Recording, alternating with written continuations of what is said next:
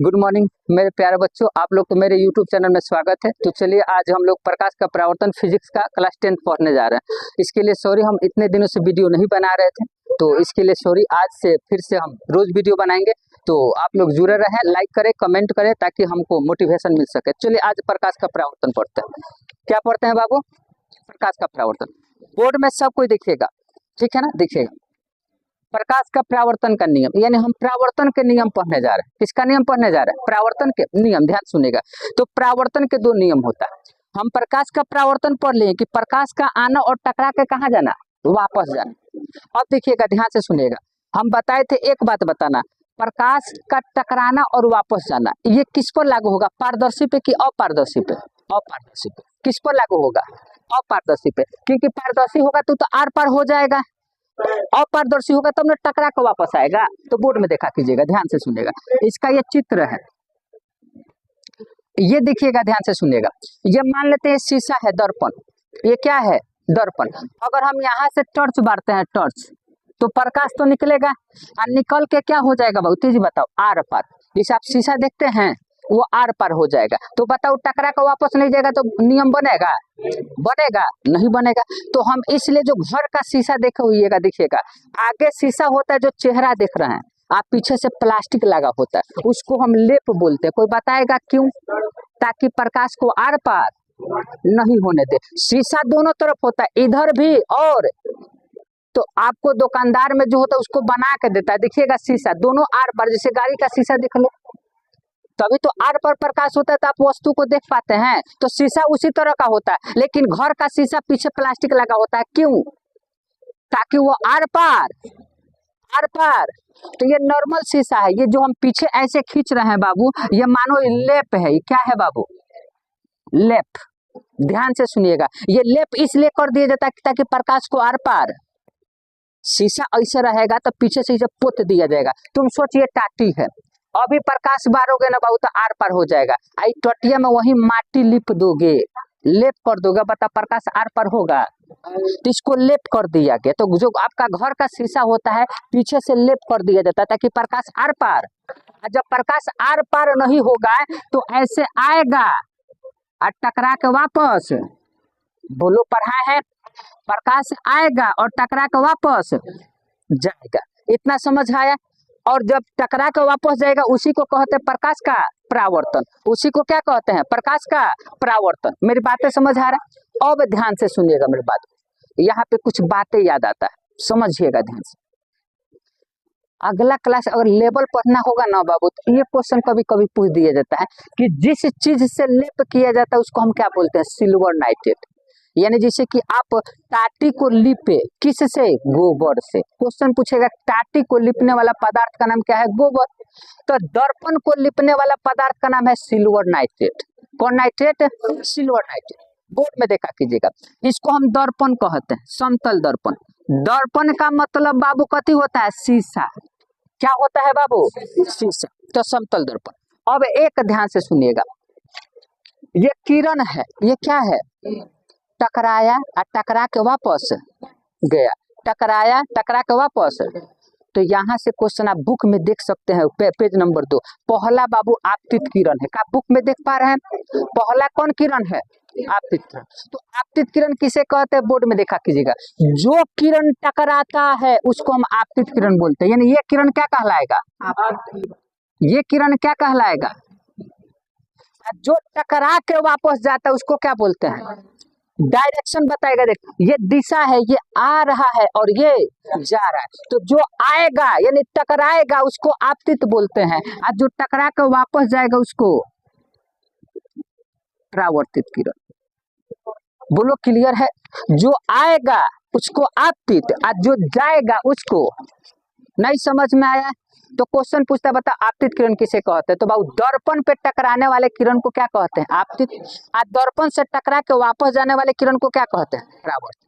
अब ध्यान से सुनिएगा, एक बात बताओ, ये जो किरण टकराया का इस बिंदु पे टकराया, यहाँ पे टकराया, तो जिस बिंदु पे टकराता है, जिस बिंदु पे, उसको बोलते हैं आपतन बिंदु। क्या बोलते हैं बाबू? अरे कौन बिंदु बोलते हैं? आपतन बिंदु। बोर्ड में देखा करो और ध्यान से समझे। जो किरण टकराता है उसको आपतित, जो टकरा के वापस जाता है उसको परावर्तित, और जिस बिंदु पर टकराता है उसको आपतन बिंदु, जिस बिंदु पर टकराता है उसको, ये बातें याद होगा, ध्यान से सुनिएगा। अब आपतन बिंदु में एक अभिलंब खींचते हैं। अभिलंब का मतलब जानते हो क्या होता है? जो 90 डिग्री बना। जैसे मान लेते ये एक किरण हो गया, ये एक किरण, तो बताओ कितना डिग्री बन रहा है?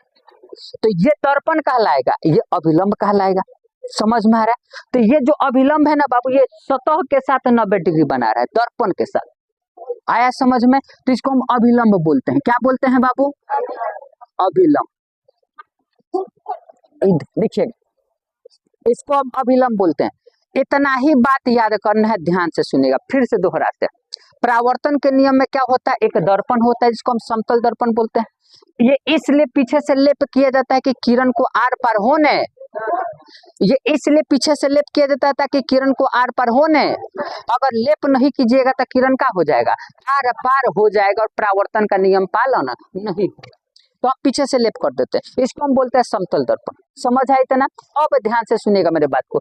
जो किरण टकराएगा आपतित किरण, जो टकरा के वापस जाएगा परावर्तित किरण, और जिस बिंदु पे टकराएगा आपतन बिंदु, और आपतन बिंदु में खींचा गया अभिलंब, यानी आपतन बिंदु में जो लंब खींचा जाएगा उसको अभिलंब। आपतित किरण टकराने वाला, परावर्तित किरण टकरा के जाने वाला, आपतन बिंदु जो बिंदु पे टकराता है, और अभिलंब आपतन बिंदु में जो खींचा जाता है। बोलो, इतना बातें याद होगा?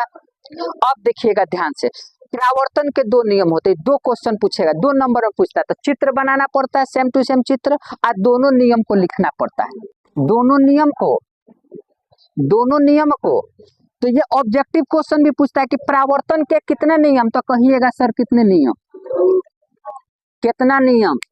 2 नियम। परावर्तन के कितना नियम? 2 नियम। ध्यान से सुनिएगा। अब दोनों नियम क्या आप बुक में देख सकते हैं, साफ साफ लिखा है, देखिएगा ध्यान से, 3 नंबर पेज में दिखेगा। तो परावर्तन के 2 नियम होता है कौन कौन? बोर्ड में देखा कीजिएगा, देखो तो 2 नियम लिखा है 3 पेज में। बोलो, लिखा है कि नहीं लिखा है?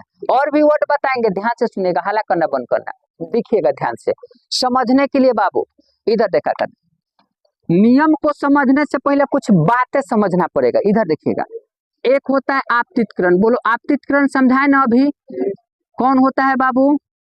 आपतित किरण। इसको इंग्लिश में कहते हैं इंसिडेंट रे। हम इंग्लिश का है बता रहे हैं बाबू, समझिएगा, इंसिडेंट रे, इंसिडेंट रे, समझिएगा। हम इंग्लिश का है बता रहे हैं बाबू, देखिएगा ध्यान से सुनिएगा।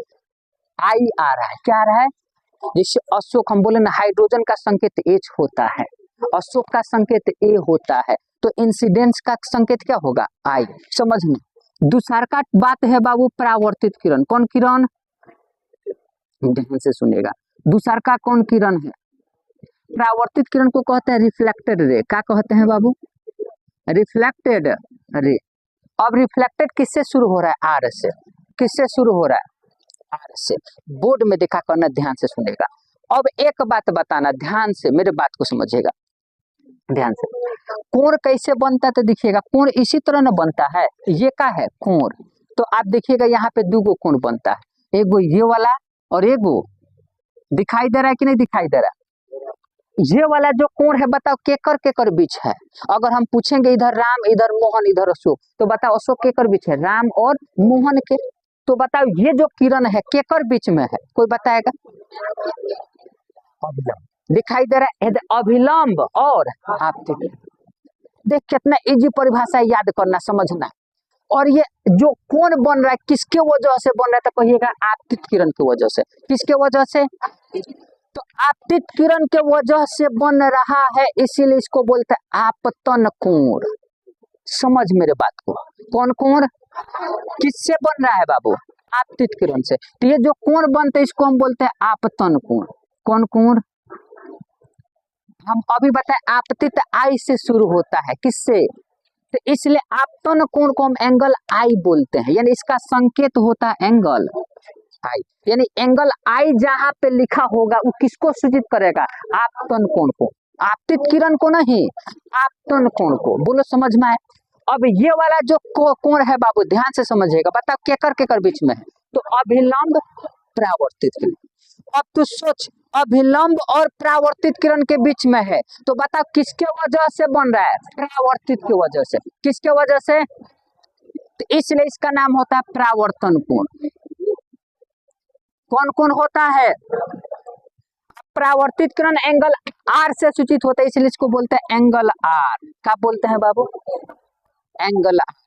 बस इतना ही बात है, फिर से एक बार दोहरा देते और आगे बढ़ते हैं, समझ है? देखिएगा, टकराने वाला किरण आपतित किरण, टकरा कर वापस जाने वाला परावर्तित किरण। जो बिंदु पर टकरा रहा है आपतन बिंदु, आपतन बिंदु में जो लंब खींचिएगा, और अभिलंब और आपतित किरण के बीच में कौन कोण? आपतन कोण। अभिलंब और परावर्तित किरण के बीच में कौन कोण?